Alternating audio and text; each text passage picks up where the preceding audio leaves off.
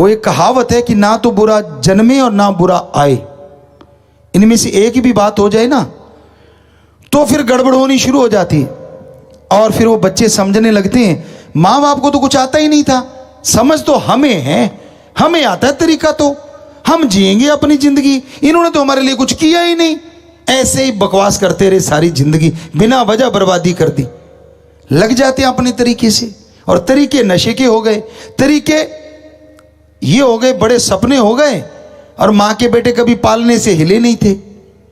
मतलब ऐसे बच्चे होते हैं जो नशे में माँ बाप के साए में पलते हैं, और जब फिर मुंह की खाने पे समय ने ठोकरें दी, समाज ने ठोकरें खाई, तो इतने में 40-45 साल निकल गए। किसी के माँ बाप होते हैं, किसी के चले गए, तब याद आती है माँ बाप की, ओहो वो उन्होंने जो किया हमारे लिए अच्छा ही किया था। तो इतनी ठोकरें खाने के बाद होश आएगी। तो हे भक्तजनों, हे बच्चों, क्यों ना पहले ही होश में आ जाओ? क्यों समय के थपेड़े खाना चाहती हो? क्यों ये नशा आप करके बर्बादी को बुला रहे हो? क्यों मां बाप का निरादर करके वृद्ध आश्रम बनवा रहे हो?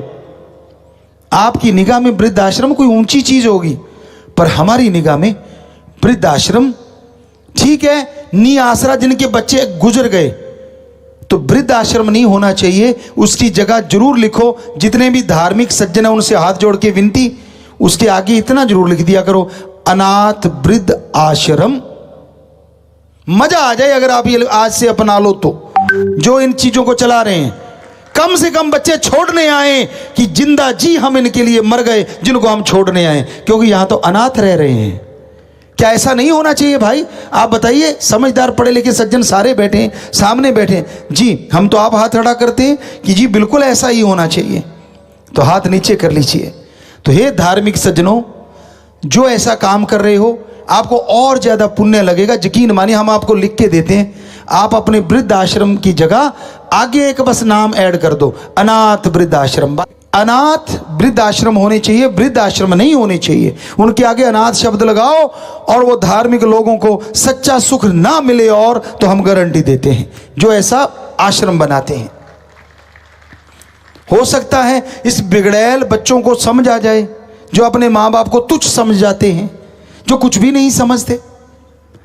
तो माँ बाप को भी सत्कार करना चाहिए औलाद का, ये कोई शक नहीं, पर माँ बाप कमी कहाँ छोड़ता है? बचपन से लेके पढ़ाता है, लिखाता है, शादियां करता है, घर बना के दे। क्या ये थोड़ी चीज होती है क्या? नहीं तो आप करके देख लेना, पता चल जाएगा, आटे दाल का भाव मालूम हो जाएगा। सो कहने का मतलब, माँ बाप तो कोई कमी छोड़ता ही नहीं, पर आप ही बिगड़ जाते हैं। शिक्षा कौन देता है? हो सकता है आपका कोई अपना बन के, या कोई आया हुआ, या कोई गया हुआ, कोई भी शिक्षा दे सकता है भाई। ਨਾਲ ਜੁੜੇ ਰਹਿਣ ਲਈ ਸਬਸਕ੍ਰਾਈਬ ਕਰੋ YouTube ਤੇ ਸੱਚ ਕਹੂੰ ਪੰਜਾਬੀ ਚੈਨਲ। ਇਸ ਦੇ ਨਾਲ ਹੀ ਬੈਲ ਆਈਕਨ ਦਬ ਕੇ ਪਾਓ ਲੇਟੈਸਟ ਅਪਡੇਟ ਸਭ ਤੋਂ ਪਹਿਲਾਂ।